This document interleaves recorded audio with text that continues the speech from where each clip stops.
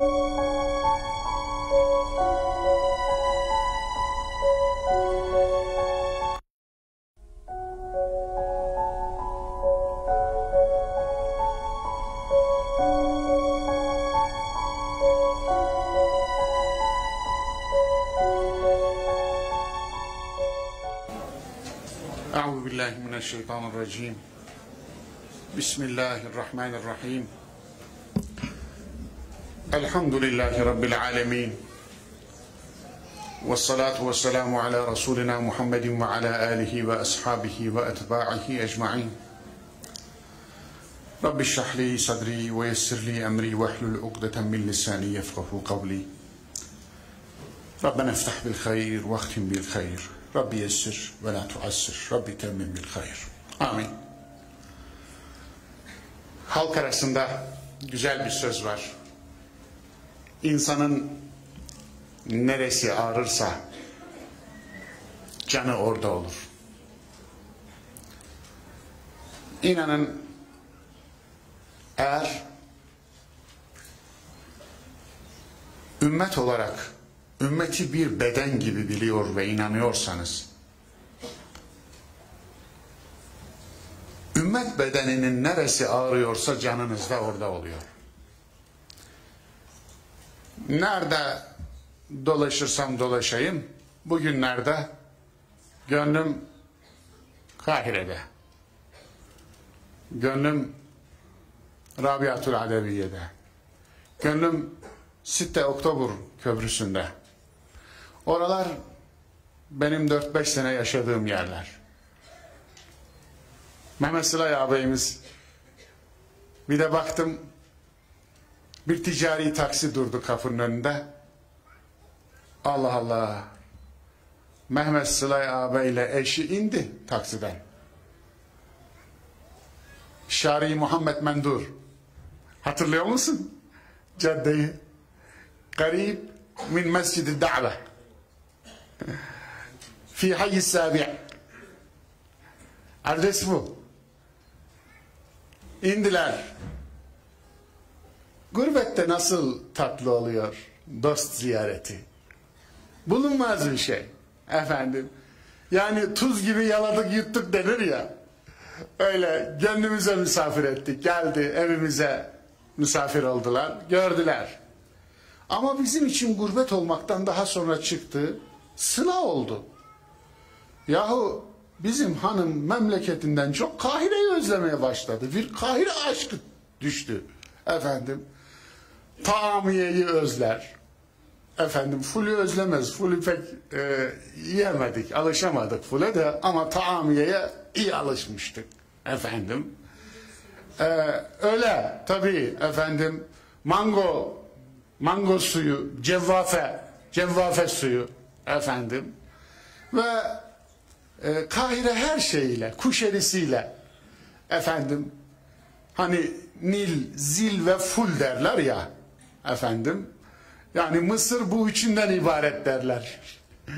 Nil, Zil, Ful efendim, Ful'ü yerler, Nil'i içerler, Zil'i de çalarlar, oynarlar yani. Onun için neşeli insanlar, gerçekten güzel insanlar. Efendim, kavgayı bile böyle şeye yaparak ederler. Adam adama vurur, gelir arabasına, maliştir, çeker gider yani, o kadar. Hepsi tüm bedeli, araba pert olmuş, tüm bedeli maliş. Efendim, böyle kendine has özellikleri, güzellikleri olan yerler ve bizden yerler yani. Birçok zaman bir semtini bir semtine benzetebilirsiniz. İşte orada Roxy'yi bizde Bebe'ye, efendim Beşiktaş'a benzetirsiniz. İşte orada Ramses'i bizde Taksim'e benzetebilirsiniz. Yani öyle Kahire'nin İstanbul'la kardeş olduğunu, Nil'in Tuna'yla kardeş olduğunu, Fırat'la Dicle'yle kardeş olduğunu söylememe bile gerek yok. Onun için o Rabia'tul Adeviye Camii'nin öyle yanmış yakılmış halde görünce doğrusu içim gitti, dayanamadım. Ben o camide itikafa girmiştim. Efendim, o cami benim için ilklerin camisiydi aynı zamanda.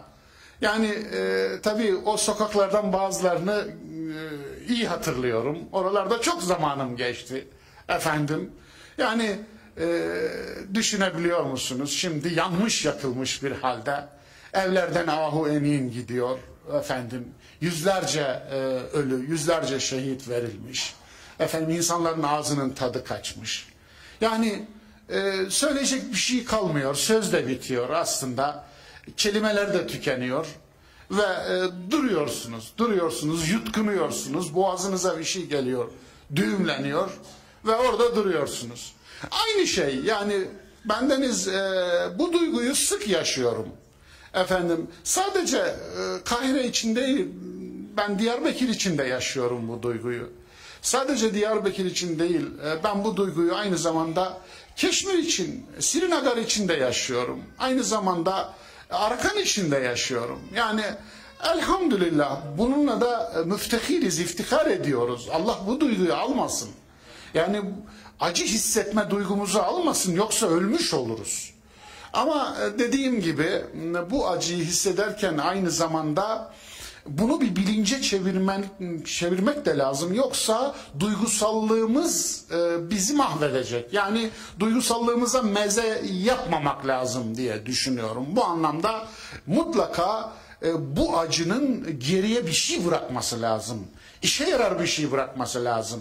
Yoksa sadece çektiğinizde kalırsınız, ah vah edersiniz, yanar yakılırsınız, ağlarsınız. Bazıları küfrederler, söverler, efendim bağırırlar, çağırırlar, slogan atarlar, o orada kalır. Böyle olmamalı, yani tatmin olmamalıyız. Efendim kendi kendimizi tatmin etmemeliyiz.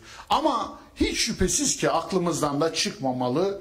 Çünkü bu anlamda dua olması için, duaya dönüşmesi için gönlün gündemine girmesi lazım. Kalbin gündemine girmesi lazım. Ve kabule en yakın dua da fiili duadır. Bunu unutmamak lazım.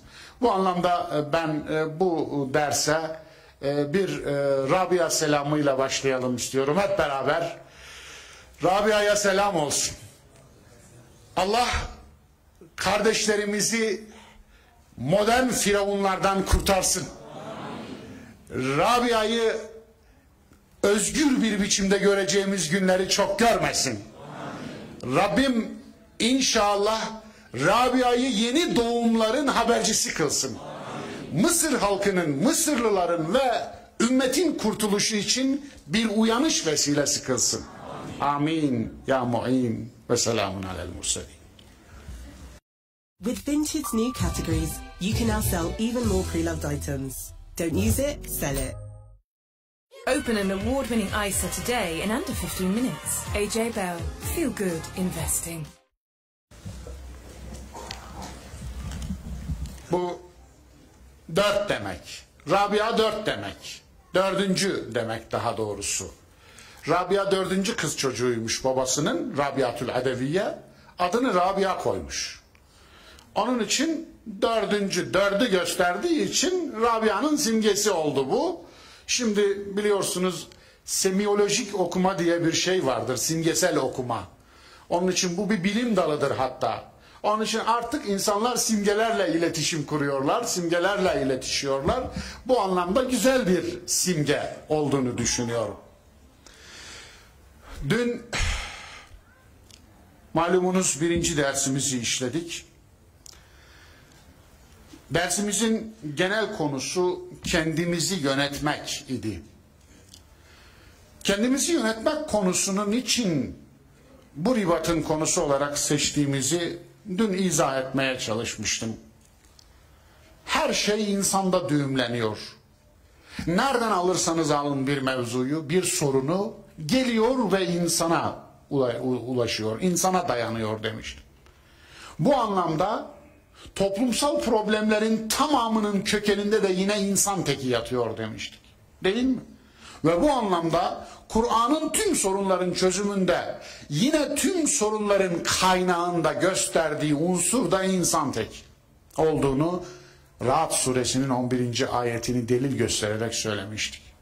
Esasında bu insanlık tarihinin de bize gösterdiği bir gerçek. Sosyolojik bir hakikat aynı zamanda, değil mi? İnsan tekinin kumaşının kalitesi toplumun kalitesini veriyor. Nihayetinde bir toplumun kalite ortalamasını o toplumu oluşturan insan teklerinin kalite ortalaması oluşturuyor değil mi? Onun için yani toplumu oluşturan bireylerden bağımsız bir toplum kalitesinden söz edilemez. Onun için de bir toplumun hareketini, hattı hareketini değiştirmek istiyorsanız o toplumu oluşturan bireylerin hattı hareketini değiştirin. Yani bir toplumda kaliteli bir toplumsal sonuç görmek istiyorsanız o toplumu oluşturan birimler olan, temel o toplumun yapı taşları olan, o toplumun atomları, hücreleri mesabesinde olan insanı sağaltın. Zira aynı şey doku için de geçerli değil mi? Yani bir doku ne zaman ölür? Hücreler öldüğünde ölür değil mi? Dokunun ölümünü hücre haber verir değil mi? Eğer dokuyu sağaltmak istiyorsanız hücreyi sağaltmanız lazım. Hücre önce ölür. Hücreden başlar. Hücre haber verir ölümü. Hücreden başlayan ölüm dokuya sıçrar. Dokuda kalmaz. Bünyeyi sarar. En sonunda bünye ölür. Onun için eğer sağaltmak istiyorsanız, onu sıhhate kavuşturmak istiyorsanız bünyeden başlayamazsınız. Yine hücreden başlayacaksınız. Yani sorunun başladığı yerden başlayacaksınız. Dolayısıyla burada insan tekini ele alıyoruz. İnna Allah la yugayyiru ma bi kavmin hatta yugayyiru ma bi enfusihim. Hiç şüphe yok ki Allah bir toplumun halini değiştirmez. Ne zamana kadar? O toplumu oluşturan bireyler kendilerini değiştirinceye kadar. Harika bir formül. Sosyal değişimin yasası nedir diye sorsanız bana budur derim. Toplumsal değişimin yasası nedir? Budur. Kanunu budur. Bu kanun bu kadar güzel ifade edilebilirdi. Bunu ifade eden bir ayet olunca, o ayet de sizin imanınıza konu olunca, bu sefer bilginiz iman ile nakşolmuş bir bilgiye dönüşüyor. Yani onu kaydeden zihin hücreleriniz farklı kaydediyor. Anlatabiliyor muyum? Yani herhalde iman ettiğiniz bilginin kaydı farklı renkte hücrelerle yapılıyor diye düşünüyorum. Anlatabiliyor muyum? Onun için iman önemli o noktada. Biz aynı zamanda imanımızın konusu olarak bu meseleyi ele aldık. Kendimizi yönetmek meselesini 3 başlık altında ele aldık. Birinci başlığı dün işlemeye çalıştık. O da neydi? Meziyetlerimizi yönetmek. 3 başlığımız vardı. Meziyetlerimizi yönetmek. 2, zaaflarımızı yönetmek. 3, acılarımızı yönetmek. Bu anlamda bu 3 başlığın 3'ü de hayatın ta göbeğinden, ta ortasından başlıklar. Bakın size burada beylik şeyler söylemedim. Esasında ben size burada bir şey söylemedim. Ben söylediklerimin hepsini kendime söyledim. Sadece sizin huzurunuzda söyledim, sizi de şahit tuttum. Umarım kendime söylerken siz de duymuşsunuzdur. Herkes ne kadar üzerine alınıyorsa o kadar istifade eder. Bunlar bana, bu bana dediğiniz oluyor mu? Oluyordur. Bu bana gelsin. Sana gelsin. Harika. Ne kadar bu bana geldi, bu banadır diyorsanız o kadar istifade edersiniz. Burada benim söz konusu olan, bu benim için kullanılmış bir cümle. Allah Mustafa kulunun diline bu cümleyi bana söylesin diye göndermiş diyorsanız o kadar istifade edersiniz. Anlatabiliyor muyum? Onun için bu bana diyebilmeli insan. Benim bununla alakam yok, bu sorunum yok diye baktığınızda istifadeniz sıfırlanır. Sıfırlanır, zira omuzunuzun üzerinden arkaya atarsınız. Şşt, hey sen dediğim zaman arkasına bakan insan üstüne alınmıyor demektir. Hey sen denildiğinde ben değil mi demesi lazım. Ben. Çünkü burada bizi konuşuyoruz. Bizi. Onun için omuzumuzun üzerinden arkaya atacak bir şeyimiz yok. Burada biziz ve hepimiz bir ben taşıyoruz, bir beni temsil ediyoruz, bir ben emanet edilmiş hepimize. Bu beni ya israf edeceğiz ya da bu emanete sahip çıkacağız. Bir ben emaneti. Bu ben emanetinin üzerinde durmak lazım. Bu çok önemli bir şey. Bu ben emaneti var ya, Allah'ın en büyük emanetidir. Bu ben emanetinin önemine dikkat çekmek için şehadet vardır. Niye şehadet getiririz? Eşhedü en la ilahe illallah. Niye? Ben emanetine dikkat çekmek için. Oysa ki Allah'ın bizim şehadetimize ihtiyacı yok. Niye? Şehidallahu ennehu la ilahe illa huve vel melaiket. Allah kendine şahitmiş. Rabbimiz kendisinin tek olduğuna şahitmiş. La ilahe illahu şehide Allahu ennehu la ilahe illa. Bitti. Allah şehadet getiriyor. Allah şehadet getiriyor. Diyor ki eşhedü enni la ilahe illa ene. Bu budur. Aranızda Araplar var. Ana dili Arapça olanlar var. İyi bilirler. Bunun anlamı budur. Şehidallahu ennehu la ilahe illa hu. Böyle olmasına rağmen neden bize şehadet getirtilir? Ben idraki için. Allah'ın size emanet ettiği benin farkına varın. Allah sizin şehadetinizle kendi varlığının farkına varmak için sizden şehadet istemez. Peki niçin ister? Siz de kendi varlığınıza şahit olun. Siz de Allah'a şahit olarak onurlanın diye şehadet ister. Allah sizi kendi varlığına şahit kılarak onurlandırır. Şereflendirir. Şerefinize şeref katar. Sizi dikkate aldığını böyle gösterir. Size değer verdiğini böyle gösterir. Onun için ben idraki bencilliğin karşısında durur. Ben idraki burada, bencillik burada. Bencillikle sonuçlanmasın için bir hayat ben idrakine ulaşmak zorundadır. Ben idrakine ulaşmayanı bekleyen tehlike bencilliktir.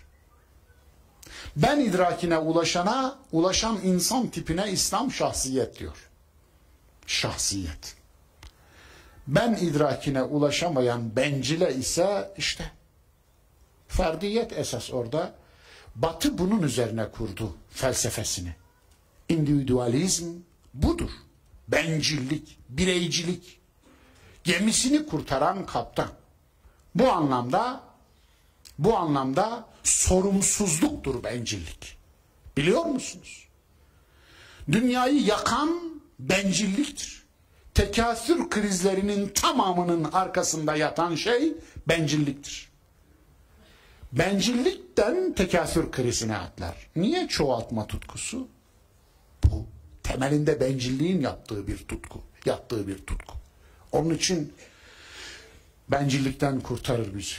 Ama öbür tarafta farkında mısınız? Bir üçüncü yol daha var. Benin reddi. The Aer Lingus sale is now on. Fly to a wide range of US and Caribbean destinations from 350. Hiç. Batının bencilliğinin karşısında Doğu'nun hiççiliği var.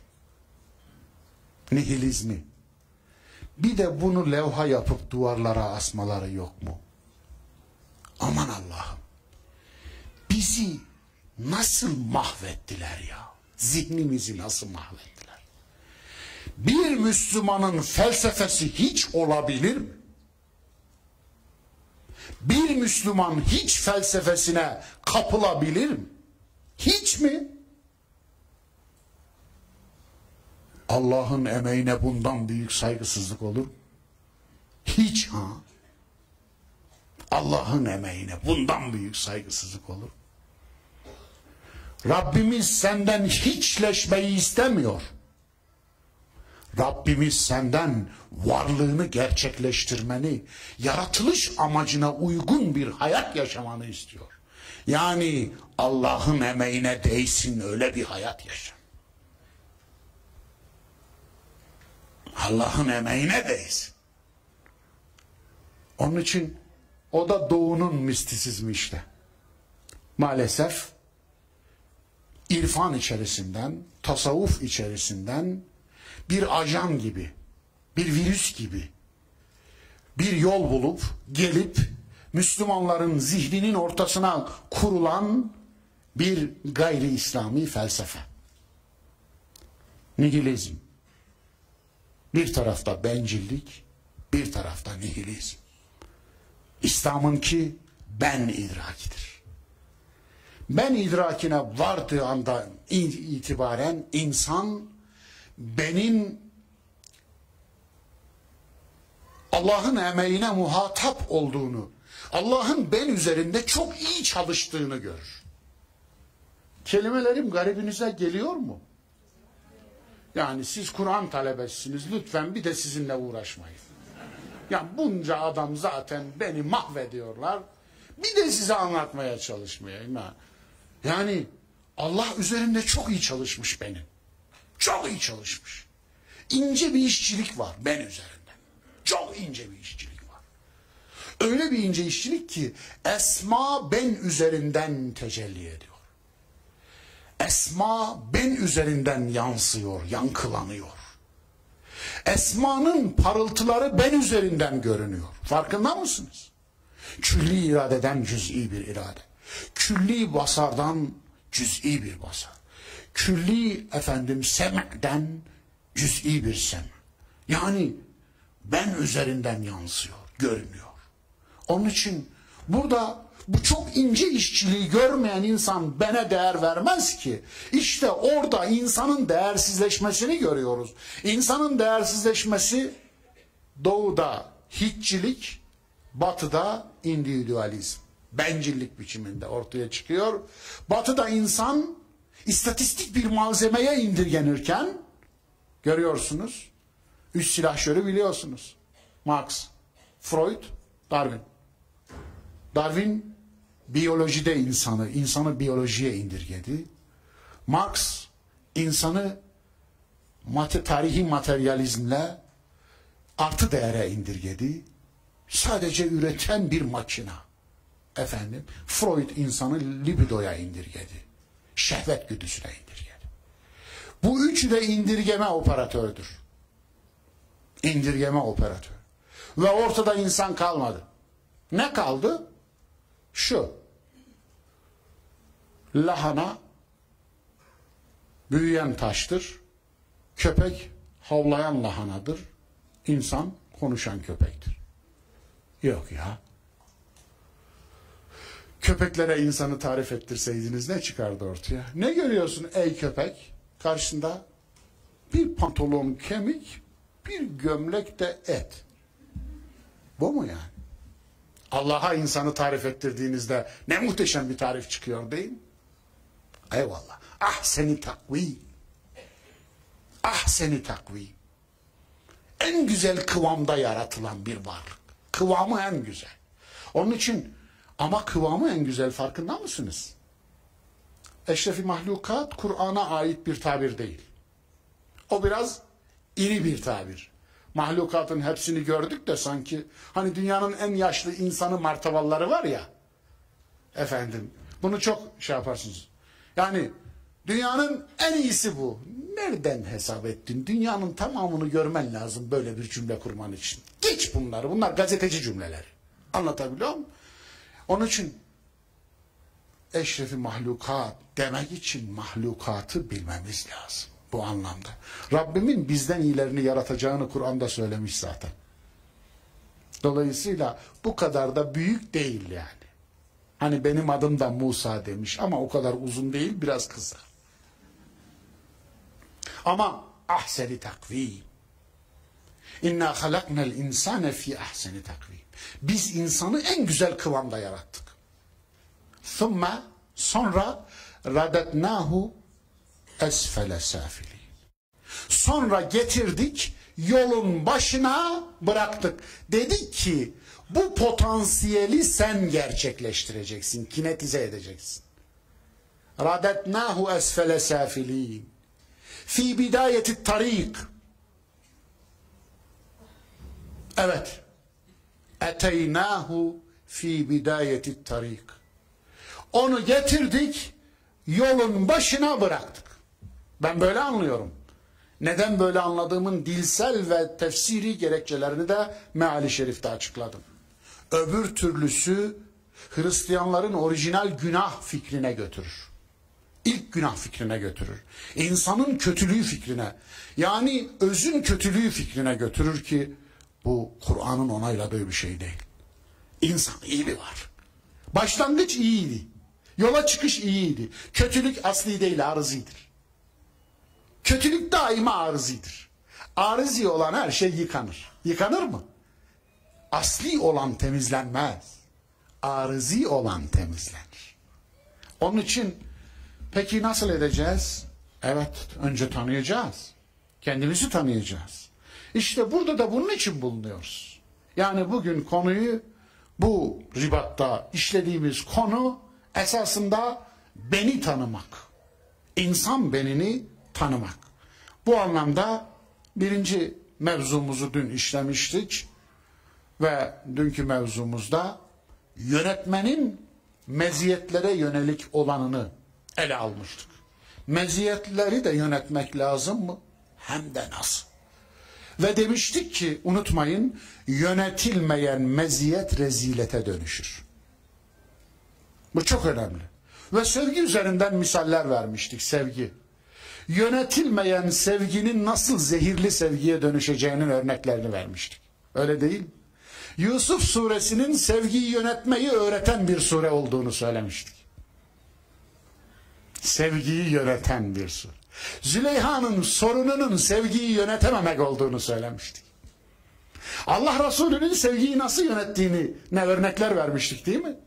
Torunlarını severken siz adamı Allah yolundan kaçırırsınız. Siz adamı kötü yola düşürürsünüz. Siz adamı Allah'ı unutturursunuz diye öpüp kokladığını söylemiştik değil mi? Yani sevgisini yönettiğini, aklımda dediğini ve kimsenin lades edemediğini, edemeyeceğini hep aklımda diyorsanız eğer, ya Rabbi aklımdasın. Allah aklınızdaysa şeytan lades çekemez.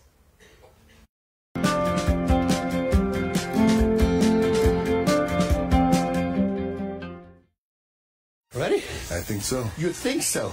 Come on, Mark. Yes or no answer. Marker. Budur. Onun için dün bunları işlemiştik. Daha başka meziyetleri de sıralamıştık ve örnekler vermiştik. Merhamet ve şefkati yönetmek, cömertliği yönetmek, zaferi başarıyı yönetmek. Bugün de zaaflarımızı yönetmek başlığını işleyeceğiz.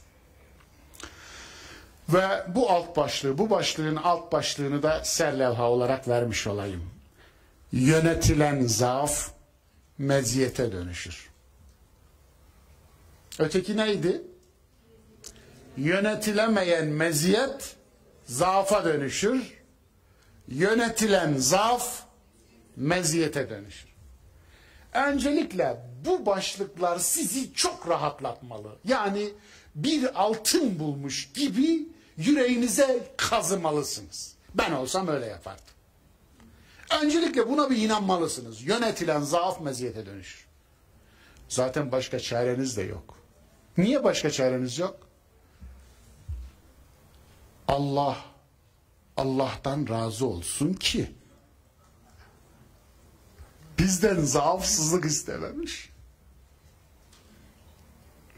Ya ey insan, senden zaafsızlık istiyorum dese hapı yutmuştu. İnanın insanlıktan çıkmamız lazımdı. Eyvallah. Ne olacaktık?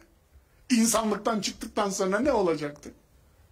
Dolayısıyla elhamdülillah bu anlamda yönetilen zaafın meziyete dönüşeceğine bizim bir kalıbımızı basmamız lazım. Bu anlamda buna inanmamız lazım. Buna inandığınızda pürüzler krize dönüşmez. Yoksa mı? Pürüzler krize dönüşür, krizler de evi yakar, mahalleyi yakar, şehri yakar, ülkeyi yakar, dünyayı yakar. Onun için önce ona inanmak lazım. İnsan ve mükemmellik başlığının altını şöyle biraz kurcalamakta fayda var.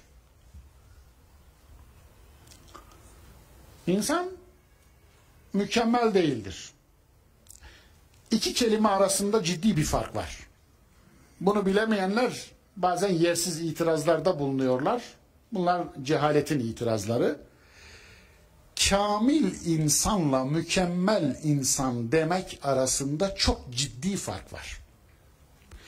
Bir işi bilen bir kimse mükemmel insan cümlesini kurmaz. Kamil insan cümlesini kurar. Ama mükemmel insan. Çünkü kemal devam eden süreci ifade eder. Mükemmel tamamlanmış olanı ifade eder. Var mı böyle tamamlanmış bir süreç? Yok böyle bir şey. Ben artık mükemmelim. Onun için mükemmellik Allah'a hasredilir. Çünkü tam olan Allah'tır. İçinde tam manası taşıyan Esma-i Hüsna'dan bir isim var. Hadi bakalım içinizden. Harikasınız. Samet. Samet. Yekpare, parçalanmamış ve parçalanamayan kayaya da Samet denir. İçine bir şey girmeyen, içinden bir şey çıkmayan. Çünkü bir şeye ihtiyaç duymayan. Eksik değil ki içine bir şey girsin de tamamlansın. Dolayısıyla Samet budur. Onun için mükemmellik ile kemal arasında fark var. Mükemmellik tutkusu aklı başında bir Müslümanın şeytandan kaçar gibi kaçınması gereken bir tutku. Mükemmel olma. Allah etmesin. Benden uzak olsun demesi lazım insan. Mükemmel olmak benden uzak olsun. Ben noksanlığı seviyorum. Kusurlu kulları seviyorum. Bakın böyle başladığınızda insansız kalmıyorsunuz. Böyle başladığınızda vakayı kabul ediyorsunuz. Böyle başladığınızda kendinizle barışık oluyorsunuz. Anlatabiliyor muyum? Mükemmellik isteyen bir insan önce mükemmel olduğunu ispat etsin. Etsin, edemez. Peki sen mükemmel olmadığın halde karşındakinden mükemmellik beslemen hakkaniyetli mi? Adil mi? Adil değil. Ama sen hep zulüm ediyorsun. Hep zulüm ediyorsun.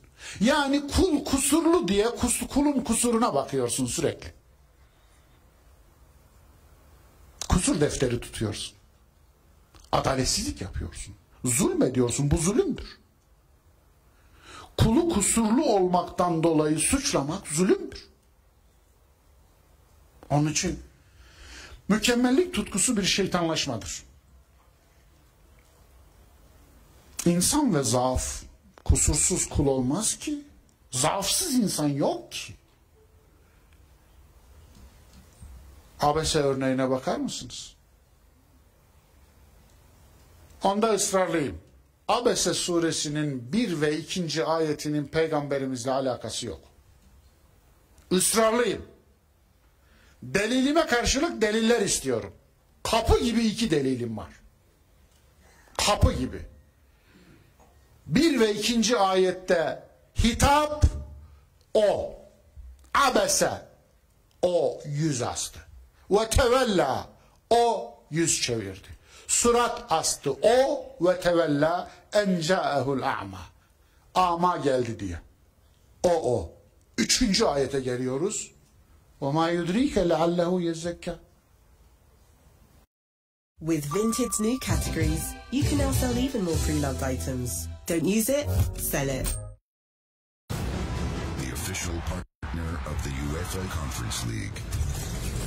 Laufen. Zamiri dönüverdi. Hitap zamiri, muhatap zamiri ke. Huve ke. Değişiverdi. O farklı biri, ke farklı biri. Ke peygamberimiz, o abese ve tevella'nın Kur'an'da 2. kez kullanıldığı yerde kastedilen Velid bin Mughire. Çünkü Kur'an'da bu iki kelime yan yana bir yerde daha geliyor. Orada da Velid bin Mughire'yi kastediyor. Bu iki delilime çürütecek biri çıkarsa öperim, vazgeçerim. Anlatabiliyor muyum? Onun için Peygamberimiz bu ayetlerde azarlanıyor. Bu problem yok. Azarlanıyor. Ama 3 ve 4'te azarlanıyor. 1 ve 2'de değil. Burada bir problem yok. 3 ve 4. Evet. وَمَا يُدْرِيكَ Çünkü o surat asıp başını çevirince o küstah müşrik Velid bin Mughire, Peygamberimiz bu sefer canı sıkılıyor.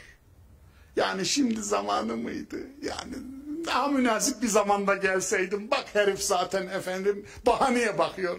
Şimdi hiç olmazsa bir şeyler, bir ayetler okuyacaktım, o da dinleyecekti. Belki öğüt alırdı vesaire yani. Ama Rabbimiz orada sana gelince diyor yani. وَمَا يُدْرِيكَ Nereden biliyorsun? Nereden biliyorsun? لَعَلَّهُ يَزَّكَّى Yani şimdi o da öğüt istiyor, öbürü şimdi Peygamberimiz öğüt istemeyene öğüt veriyor. Öğüt isteyene ise ya zamanı değildi, bir başka zaman gelsin. O öğüt değil de bu öğüt alacaksa nereden biliyorsun? Evet. اَوْ يَذَّكَّرُ فَتَنْفَعَهُ الذِّكْرَ اَوْ يَذَّكَّرُ فَتَنْفَعَهُ الذِّكْرَ Ya da senin öğüdün buna fayda verecekse ona değil de. Anlatabiliyor muyum? Burada yine azar var. Ama dediğim gibi fakat benim asıl dikkat çekmek istediğim ayet 22. ayet. Bayılırım ben bu ayete.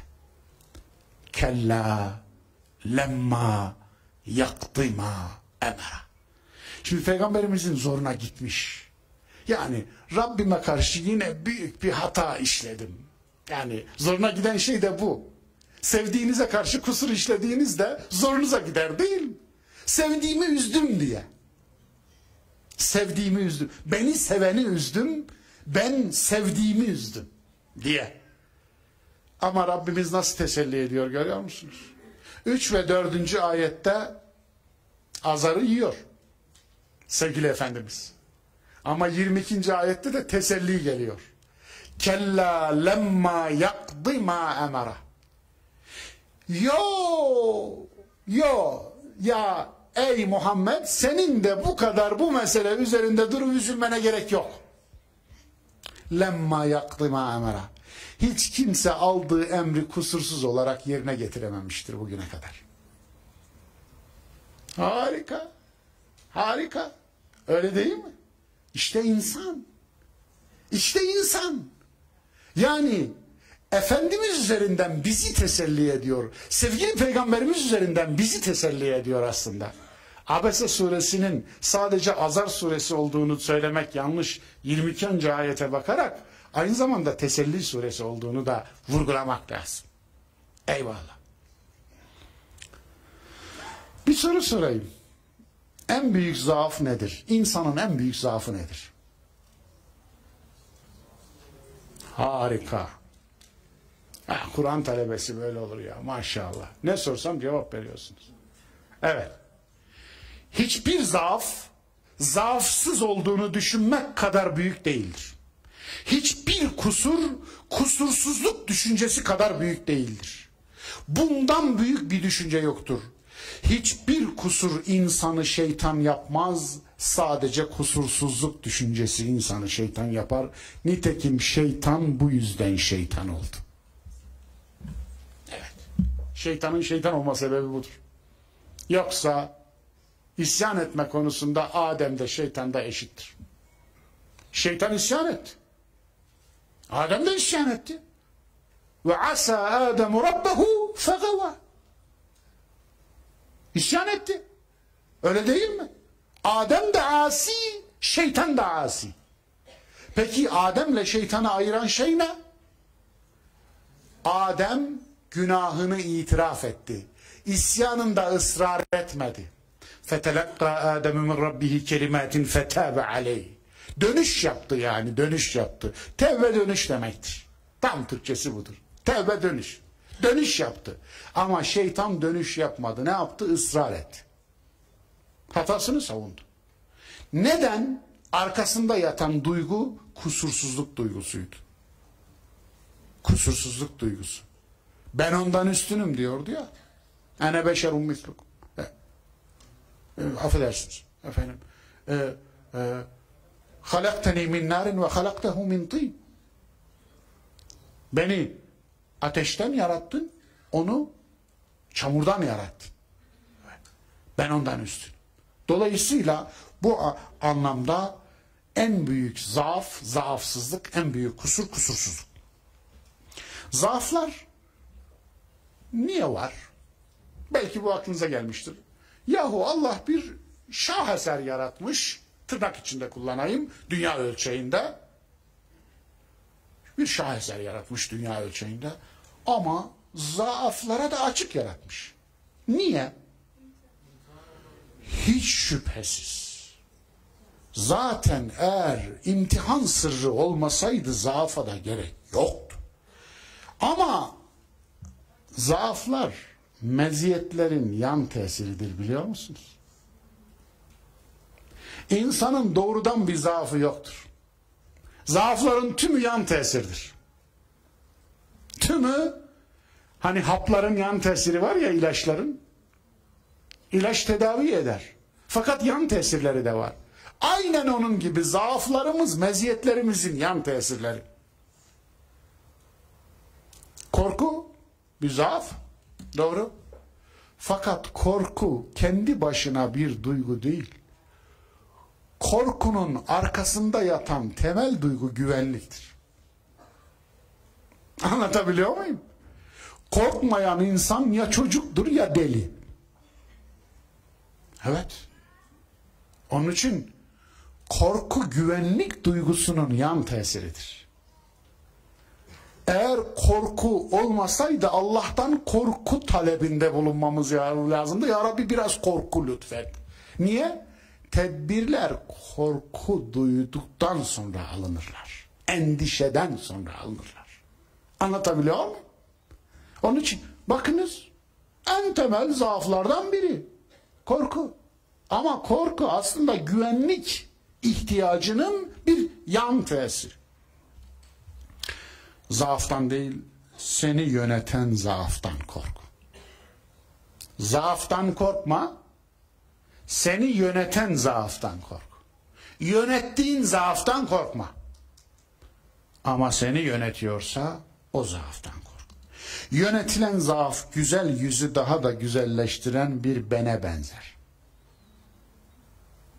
Hani yüzdeki ben var ya, yüzdeki ben, yönetilen zaaf güzel bir yüzü daha da güzelleştiren o bene benzer. Onun için yağmuru getiren rüzgar tevbeyi getiren hataya benzer. Tevbeyi getiren hata yağmuru getiren rüzgara benzer. O rüzgar eser. Ortalığı birbirine katar. Ama sen rüzgarın yağmur getirmek için ortalığı birbirine kattığını, aslında rüzgarın maksadının ortalığı birbirine katmak olmadığını, yağmur getirmek olduğunu bilirsen, orada rüzgarın maksadını anlarsın. Zaafların, neden insanın zaaflara açık olduğunu bilirsen, zaaflar senin için meziyetlere dönüştürecek birer imkana dönüşür. Birer imkana. Adem İblis farkını burada izah ettiğim için geçiyor. Ferdi zaaflar ve içtimai zaaflar diye ikiye de ayırmamız lazım. Mesela ferdi kibir. Burada zaaflar deyince sadece bireysel anlamda ele almıyorum.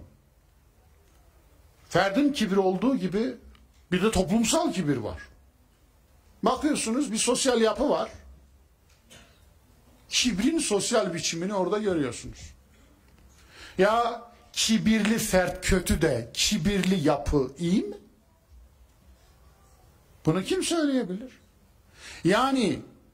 Yani ahlakı zemime, yani kötülenmiş huylar, ahlak, kötü ahlak bireyde görüldüğünde kötü de Cemiyette görüldüğünde iyi mi? Cemaatte görüldüğünde iyi mi? Yapıda, grupta görüldüğünde iyi mi? Hayır. Kötülüğün içtimai hali kötülüğün içtimai sonucudur. Yani kötülüğün toplanmış halidir. Katlanmış halidir. Ferdi kıskançlık, içtimai kıskançlık, toplumsal kıskançlık. Ferdi akletmezlik olduğu gibi cemii ve içtimai akletmezlik de var. Yani bir fert akletmeyince nasıl zarar veriyorsa bir sosyal yapı akletmeyince ondan çok daha büyük zarar veriyor. Ferdi taklitçilik yerilen bir şey. Peki fertte taklitçilik yerilen bir şeyken bir sosyal yapıda taklitçilik, koca bir sosyal yapının komple taklitçi olması nasıl övülen bir şey olabilir? Ferdi iradesizlik kötü. Peki içtimai iradesizlik iyi mi? Böyle bir şey böyle bir telakki olabilir. Evet. Dolayısıyla zaafları yönetmekten bahsederken aynı zamanda ferdi manada ferdin zaaflarını yönetmesi, içtimai manada sosyal yapıların da kendi zaaflarını yönetmesi lazım. Kendi zaaflarını yönetemeyen bir sosyal yapı, adı ne olursa olsun, bu sosyal yapının zaaf bulaştırıcı, bir hastalık bulaştırıcı bir yapıya dönüşür. Örnekler vereyim. Yani maşallah 1 saat olmuş. Bismillahirrahmanirrahim. Stop. Sure you want to lick the creamy yogurt from every last inch of lid, but you can't. What will the kids think? Perhaps they'll draw pictures of me and show their parents.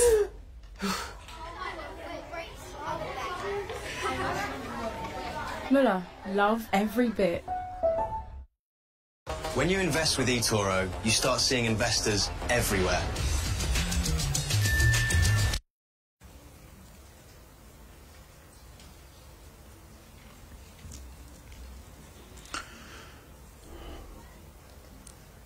Öfkemizi yönetmek.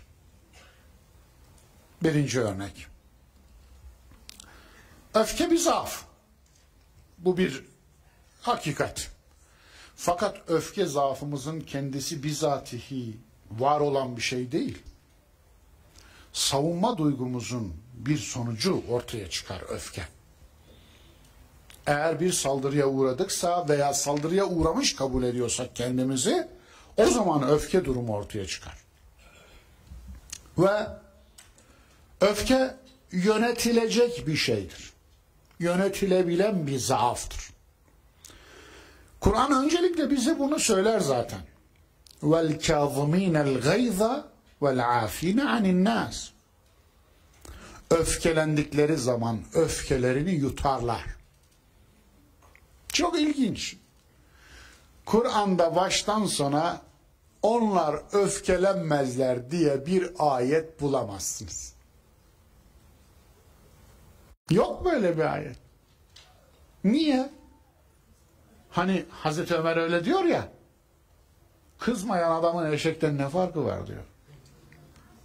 Efendim, niye çok kızıyorsun demişler de. Kendini öyle savunmuş. Efendim. Dolayısıyla hakikaten kızılması gereken yerde kızmalı. Öfkelenmesi gerek. Ama öfkesini kontrol etmeli. Öfkesini bencilliğine yakıt yapmamalı. Bu manada Allah Resulü'nün öfke yönetimini görüyoruz. Uhud'un ardından Uhud'da yaşananları biliyorsunuz.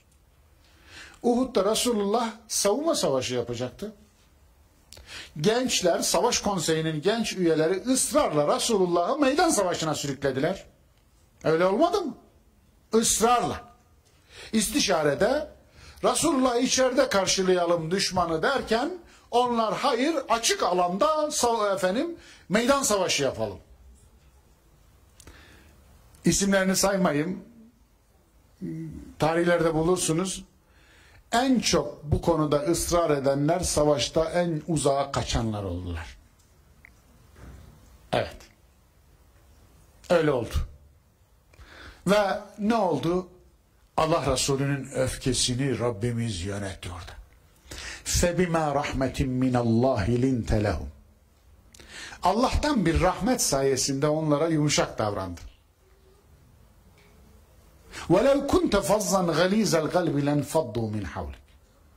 Eğer katı kalpli davransaydın, Ali İmran suresinde değil mi yanlış hatırlamıyorsam? Evet. Eğer katı kalpli davransaydın, onlar etrafından dağılır giderdi. فَعْفُ عَنْهُمْ. O zaman onları affet. وَاسْتَغْفِرْ لَهُمْ. Onların affı için Allah'a istiğfar et. Çünkü senin hakkına geçtiler, senin hakkından dolayı onları affet. Allah'ın hukukuna da geçtiler, onu affetmesi için de Allah'a yalvar, dua et. وَشَاوِرْهُمْ فِي الْأَمْرِ. Yani sizinle istişare ettik, böyle oldu deme. Yine onlarla istişare etmeye devam et. فَاِذَا عَزَمْتَ فَتَوَكَّلْ عَلَى اللّٰهِ. Ama eğer bir işe de azmettinse Allah'a dayan ve yürü. اِنَّ اللّٰهَ يُحِبُّ الْمُتَوَكِّلِينَ. Allah tevekkül edenleri sever. Dolayısıyla bu bir öfke yönetimi aslında. Rabbimizin Allah Resulü'nün öfkesini ayarlamasın. Tahrim suresine sebep olan olay. Buyurun. Tahrim suresine sebep olan olay belki bundan daha ağır bir öfkeyle sonuçlanacak bir olaydı. Yani olayın kendisi şu veya bu. Tahrim suresinin tefsirini okursanız orada görürsünüz. Ama müminlerin annelerinden ikisi Hazreti Ayşe ve Hazreti Hafsa Allah Resulü'nü çok ciddi rahatsız etmişler, kızdırmışlar. Ve in tezahara diyor ayet. Eğer ona karşı sırt sırta verip dayanışma içine girecekseniz iyi bilin ki Allah, melekleri ve müminler de onun yanında dayanışma içine girer. Eyvallah. Tahrim suresi bunun üzerine indi. Şimdi burada ilginç olan şey Allah Resulüne bu konuda da öfkesini yönetmesini salık veren ayetler. Onun için bir başka örnek. Beni Cezime olayı. Beni Cezime'ye göndermişti Halid bin Velid'i. Halid gitti, gece yarısı baskın verdi. Beni Cezime ile eskiden yarım kalmış bir hesabı varmış Halid'in. Cahiliyeden. Geçmiş yarım kalmış hesabı İslam'da görmeye çalışınca sorun çıkıyor. Dolayısıyla adamların bir kısmı gece namazı kıldığını bile bile Halid baskın verdi. Yani Müslüman. Onlara müşrik muamelesi yapıp baskın verdi. Tabii ölenler öldü bu arada. Allah Resulüne olay geldiğinde Resulullah o kadar üzüldü ki bir teviye ağlıyor, elini kaldırmış, ben Halid'in yaptığından beriyim. Ben Halid'in yaptığından beriyim. Ben Halid'in yaptığından beriyim ya Rabbi. Hem ağlıyor hem böyle dua. Yani Allah'ın elinden yakasını kurtarmaya çalışıyor adeta. Nasıl bir iman, şuna bak. Allah'la arasındaki Allah Resulü'nün ilişkisine bak. Efendim? Halid gelmiş arz edecek durumu, fakat Halid nereden gelirse Resulullah öbür tarafa dönüyor. Hazreti Ali'yi gönderiyor. Yanına Beytülmal'de ne varsa al diyor. Alıyor. Kırılan köpek çanaklarına kadar tazmin ediyor. Herkesin diyetini ödüyor. Geriye fazla bir mal kalıyor. Onu getirmek yerine diyor ki Allah Resulü benimle bu malı göndermişse bunda bir hikmet vardır. Geriye kalanı da aranızda paylaştırıyorum. Onu da alın diyor. Veriyor ve geliyor. Böyle gönüllerini alıyor. Dolayısıyla bu olaylar yaşanıyor. Bu olayların benzeri daha sonra yaşanınca Müslüman yöneticiler hangi tavrı göstermesi lazım diye örnek alsın için. Aynı zamanda böyle bir örnekliği var. İşte Roboski olayı. Anlatabiliyor muyum? Alın size. Yani Uludere olayında nasıl davranalımın şeyi var mı? Alın. Orada model orada. Model açık. Yetmez mi? Bence yeter. Eyvallah. Öfke yerinde duran bir şey değil. Bir duygu değil. Kin nefrete, nefret intikama evrilmeye yatkın her zaman için. Yönetilmeyen öfke kine dönüşür. Yönetilmeyen kin nefrete dönüşür. Yönetilmeyen nefret intikama dönüşür. Orada bile bakınız hangi aşamada durdurabilirse Kur'an o aşamada durdurmaya çalışıyor insanı. وَلَا يَجْرِمَنَّكُمْ شَنَآنُ قَوْمٍ عَلَى أَلَّا تَعْدِلُوا. Bir kavme olan kininiz, nefretiniz sizi o kavim hakkında adaletsizliğe sürüklemesin. Şuna bakın ya. Yani bir kavme kininiz bile olabilir. Hadi tutamadınız, öfkenizi yönetemediniz, kininiz var. Veya haklı nedenleriniz var. Kininiz bile olsa kininizi yönetin diyor. Çok dikkat çekici değil mi dostlar? Bu ayet kini yönetme hakkında nazil olan bir ayet. Adeta Kur'an'daki tüm ayetler, Senay Bey dostum, yönetme üzerinden başlıklandırılabilir. Tüm ayetler, tüm sureler yönetme üzerinden.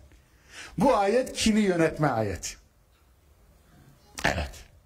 Müthiş. Esasında yönetme üzerinden başlıklandırdığınızda insanı hayatın lokomotifi yapmıyor musunuz?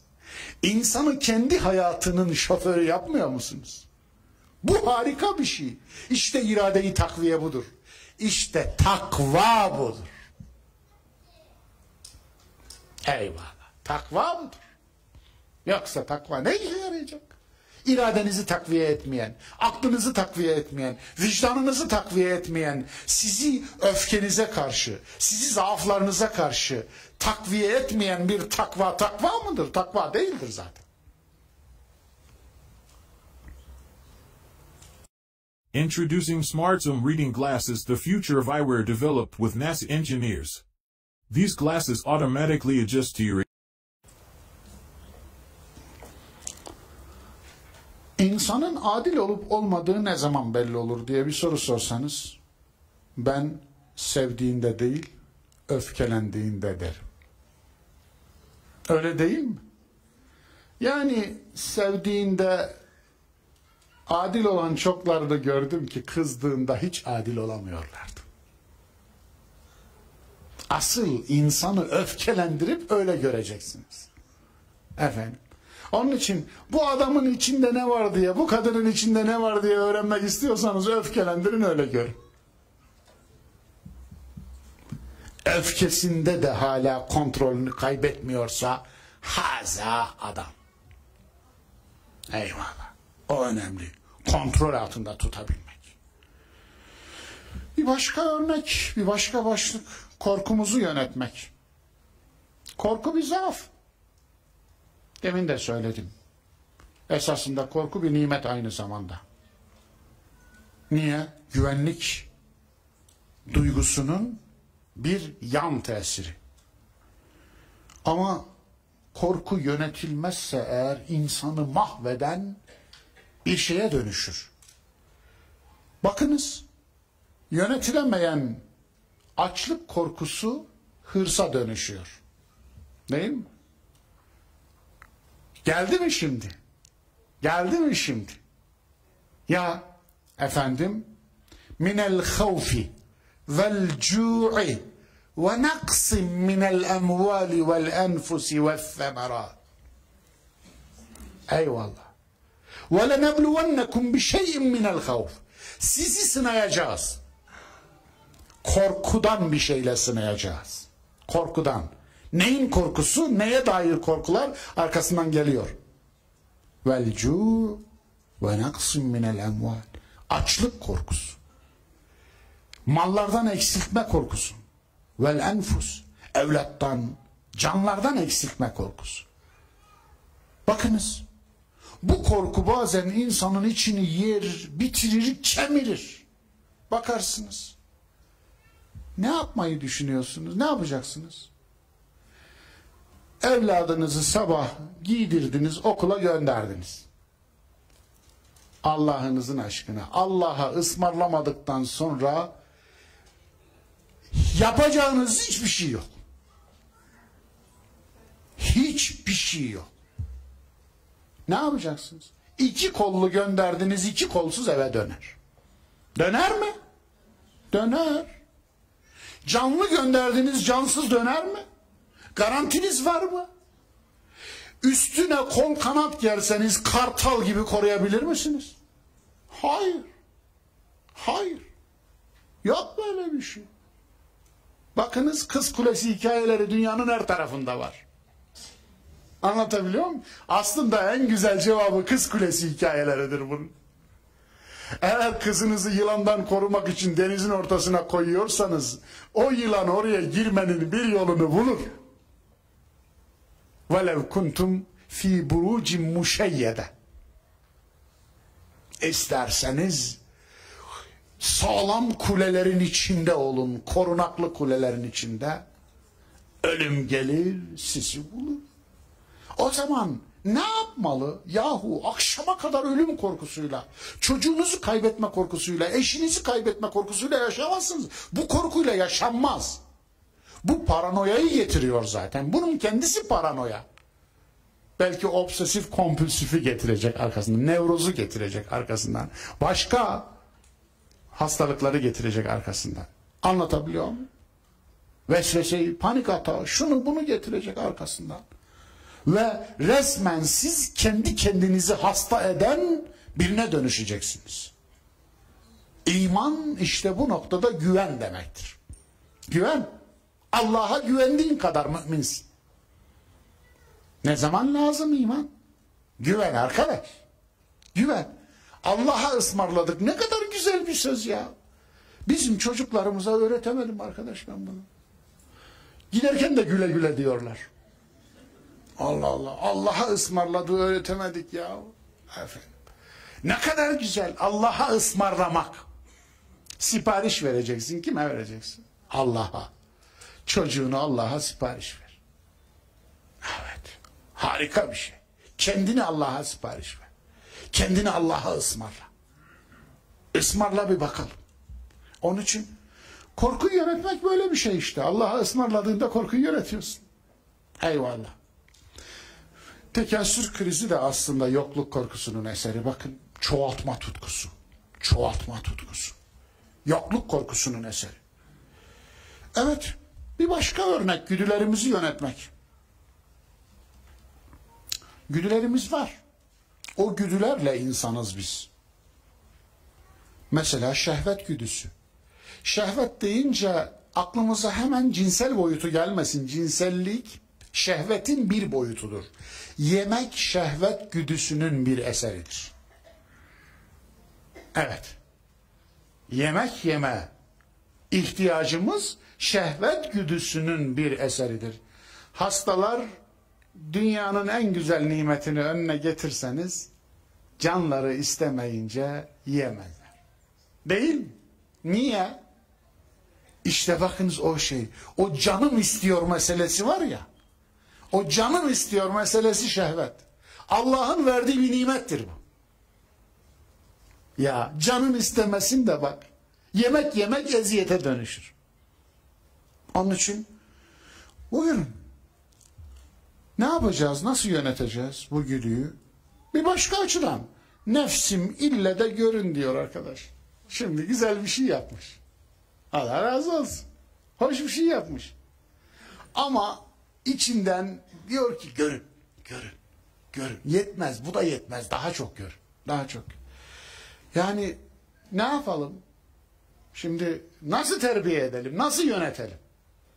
Yani güzel bir iyilik yapmış, fakat iyiliğinden daha çok görünmek istiyor.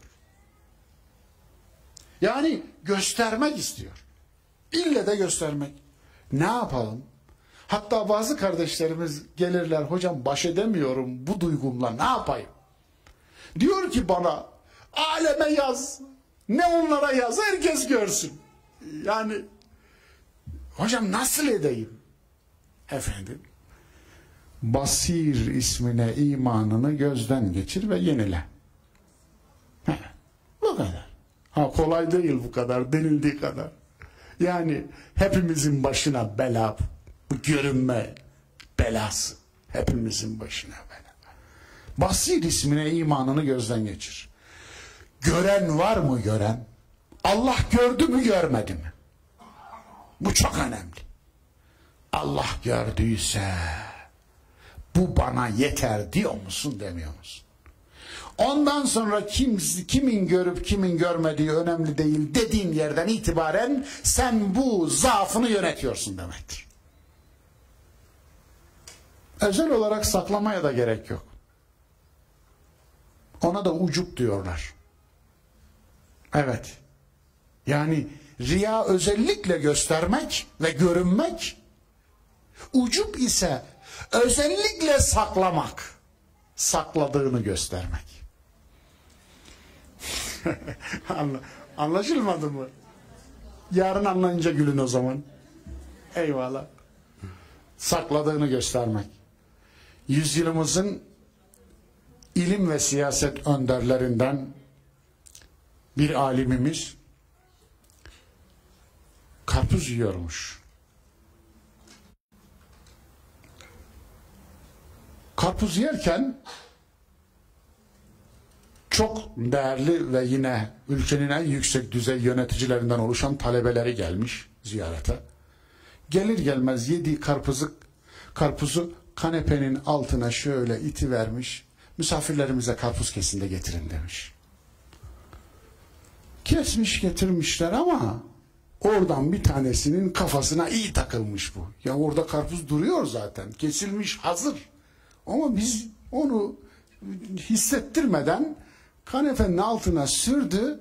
Bize yeni karpuz kestiriyor. Yani çaktırmadan öyle bir ara funduna getirmiş, elini uzatmış, o karpuzdan bir dilim almış.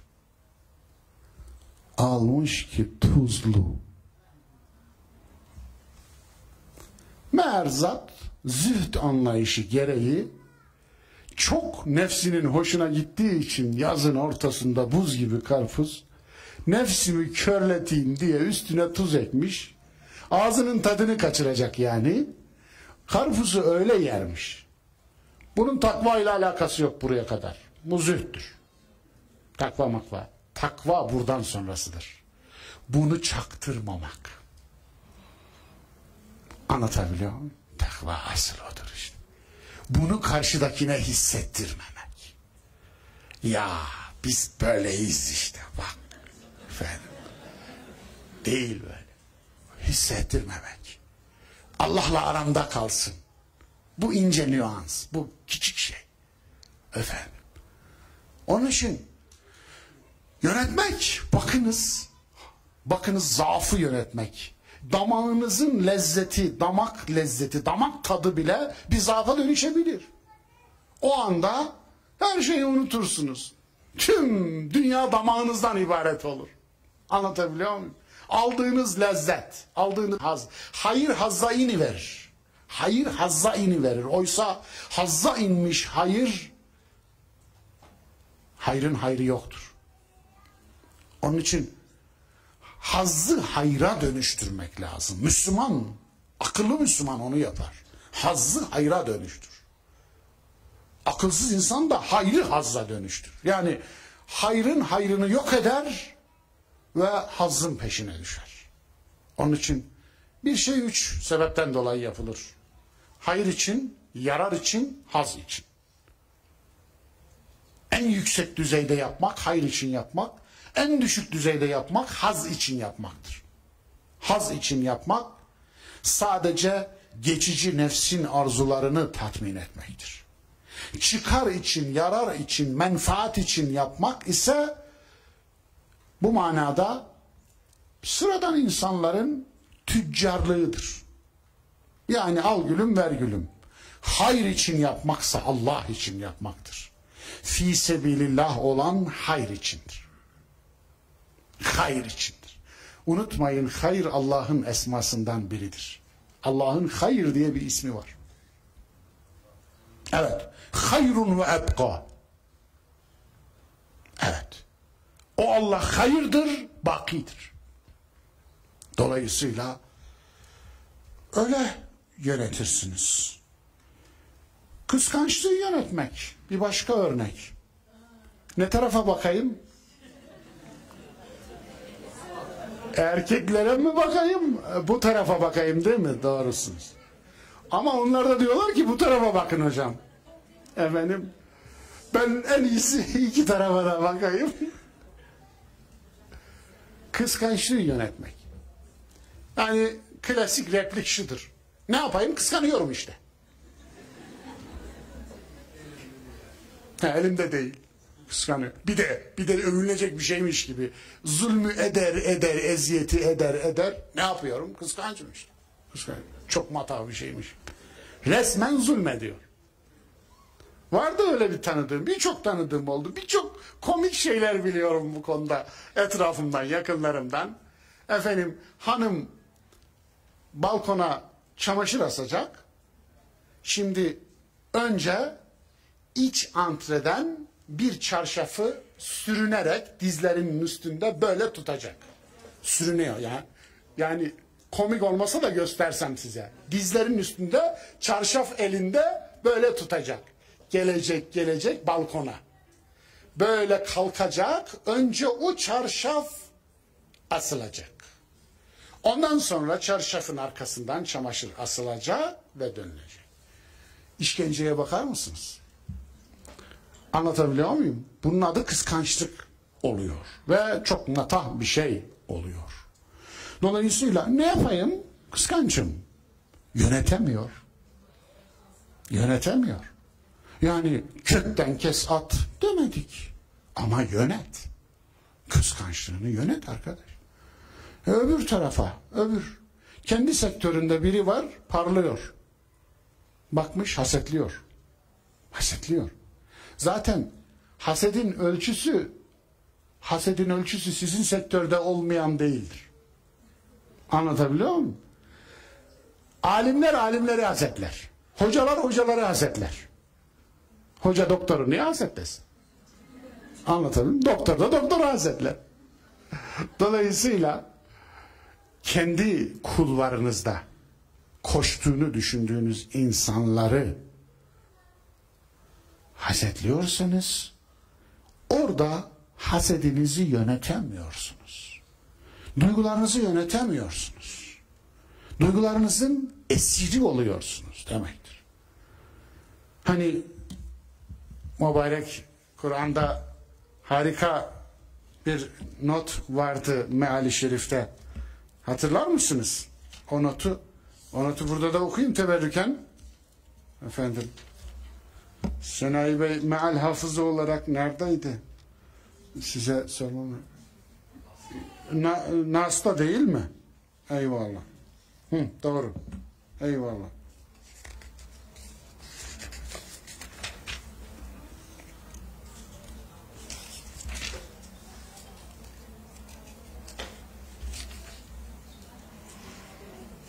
Evet. Felak'taymış. Haset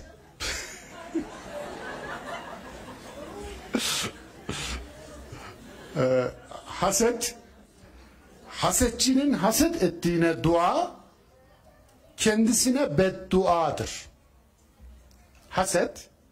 Haset edenin kendisine bedduadır. Haset ettiği kimseye dua hükmündedir. Haset özü itibariyle Allah'a itirazdır. Ya Rabbi kime ne kadar vereceğini bilememişsin demektir. Haşa. Evet. Haset hastalığının ilacı çok net. Hasetçi haset ettiğine dua etmelidir. İşte bu ya. Çok mu zor? Allah'ım onda şunun olmasını haset ediyorum. Bunu 2 kat ver ona. Ne olacak? De kurtul ya. O yükü taşıyıncaya kadar içinde ne olacak? Ama kolay değil demek. Haset kıskanmak değildir.